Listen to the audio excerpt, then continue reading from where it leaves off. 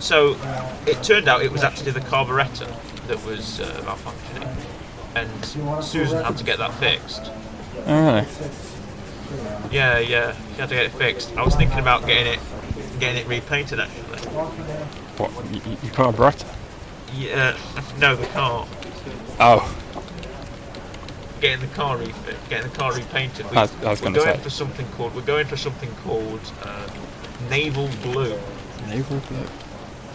And I looked at Susan presented me this colour chart. Right, it was Okay. this chart that was full of colours, and she opens it to the blue, and I see naval blue, and I go, what? What naval like your belly button? And she doesn't laugh at me. Oh. Is it? I don't. Is it? How's your car? I heard you had to go in get the MOT fixed. Dave down at printing told me. Oh, you know, MOT's an MOT, innit? You know. Yeah. Go in, check your extra everything's in check, check your suspension, your mirrors, make sure the engine works. You know, got to have your MOT. Yeah. I mean, Did you hear about Dave? Actually, he got into. You can't call it a car crash nowadays, did you? Can you? He got into a road traffic accident down at the island. Oh yeah. Yeah, there was a white van man coming the other way, and Dave was heading on. He didn't see it. It completely T-boned him, sidelined him completely. Oh. No, nasty. He had to spend like a week in A&E getting his legs reattached. Wow. Everyone's having an issue. He's got a carburetor issue. I've got an MOT, and he's got a leg issue. Yeah. Wow. I always say legs are like the cars of your body. You know? Oh yeah. Legs are like they keep you moving. True. Good point. How was your commute? Have you seen the new sign on the island? Oh, what which one? The massive one, or like the massive one? The massive one. The one if you're going down the A45, right? That's how you get it. You commute down the A45, don't you? Yes, indeed. You go down the A45 and you take the island near the Esso. Okay. Yeah. And it's that sign there when you're coming off the dual carriageway. Oh. I don't know. I'm quite a big fan of massive advertisements. Really? It really blocks your view, but that's who needs a view anyway, you know? You see the view and you're like, I wish there was something there that was obscuring it. Exactly. And you wish there's some pointless thing in front of it that changes every week.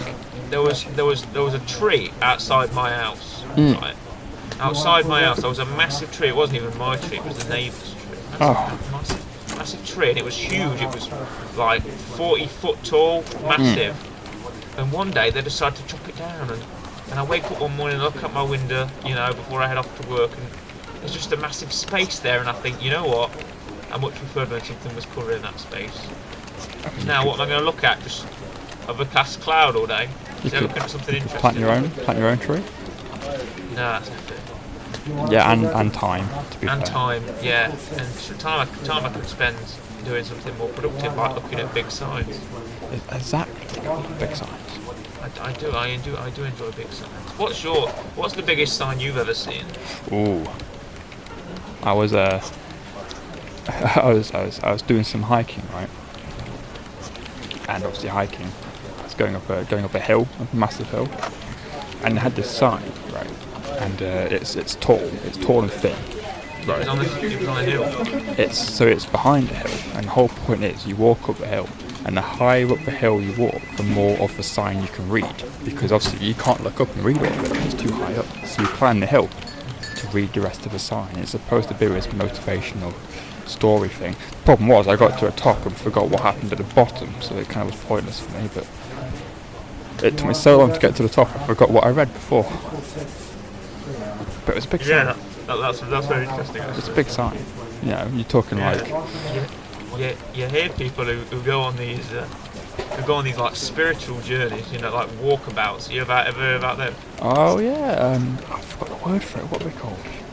You go on those. My cousin Jim went on one of them. Oh yeah. He did. He went to the Australian outback. He went for like 3 weeks. He was going to go for 2 weeks, but you know that's the amount of time that you normally go on holiday. Yeah, exactly. That's fortnight away. Yeah, fortnight. He decided to go for 3 weeks instead because I think he was trying to be a bit adventurous with himself. So he goes out there on the Australian outback and spends the fortnight out in the jungle, out in the bush. Right? And he's having to urinate into water bottles and fighting snakes and spiders and stuff like that. And then he gets back and he shows me this. He shows me he wrestled this snake on the ground. He thought it was a rope, a climbing rope. Because having to climb this cliff face on the outback, right? And he grabs this rope, and the rope starts shimmying. Obviously, he's having to grab it with more gusto. Obviously, he thinks the wind's kicking up. Yeah, exactly. Yeah. But then he turns around and the rope's got fangs, and the rope's slithering. And then he shows me this big bite he's got on his back. It's massive. It was it swelled up the size of a grapefruit. It was huge. He had to go get it popped down at the clinic. It was horrendous. I swear to myself I'd never go to Australia again. Oh wow. Yeah, there's other places you can go. Hasn't your missus been on holiday recently? Yeah, I mean, we like to travel, like to do stuff, like the outdoors. We thought we'd go to somewhere a bit different. Went to Finland. Finland, really? Yeah. I heard someone like that. I heard someone went to Finland recently. They'd just gone to Guam, and they decided to go to Finland. But what's Finland like? Cold. Cold, oh yeah. Surprisingly cold. Yeah. Very surprisingly cold. We thought, we'll pack a jumper, maybe some gloves, maybe a scarf if we need it. Came back wearing about 50 layers. Freezing. I tried to buy a new scarf. Oh really? It was £6. It was £3. Ooh. I paid £3 for a scarf. So I put it back. I left it. I've never been in that debit again. Oh, that's a shame, isn't it? Yeah, it is. I saw you had. Did you buy a new hat? You went to work in a new hat today? Oh yeah, I mean it's a similar story to that. Hat accessories, right? You wear them, you take them off, especially hats. You come inside, take your hat off, right? You're spending a lot of money and stuff like that.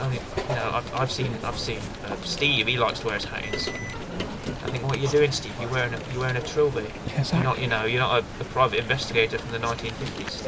I always wonder when people are wearing hats, like have they secretly got like a border spot or something, like hiding something. Trying to hide something, yeah. Are they smuggling in like secret food? What, under their hat? Yeah, so that no one can steal it. Yeah. So what's under the hat? That's what I want to know. What's under the hat, Steve? Yeah. What was underneath? What was under your hat? You know what? I was walking around with a rare Yu-Gi-Oh card that I managed to pack. Oh yeah. So I thought I'd put under my hat. Are you into that Pokemon? Are you into it? Well, every now and then, a little bit of nostalgia. No, I much prefer those card games. When you aces and sixes. Oh yeah. Go Fish. You ever play that? Oh, I love a bit of Go Fish. Much better than those video games those kids play. I think you gotta hold something physical. Exactly, you gotta have something, I mean, I can't. I'd rather have someone in front of me, right, shouting to my face, blurting stuff to me in person than some random person online that I don't know. Yeah, exactly. Some Russian 12-year-old. Exactly. Shouting at me. I'd rather have my father do it. Exactly. I mean, people, they think, I've just killed someone in the duty of whatever.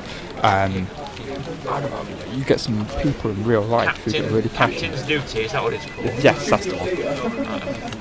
I'd much rather it when I've got my gran shouting at me because I've beaten her a snap for the 50th time. Yeah, exactly, you spend 12 hours playing Monopoly. Yes. And then you finally get sick of it, you have to take a break, you come back the next day and no one can remember how much money you've got. That's exactly, and so you end up playing the same game of Monopoly. You get the one person who wakes up in the middle of the night and takes a couple of 50s from the bank, puts it in their stash. A little bit of a robbery going on there. No, it's not even.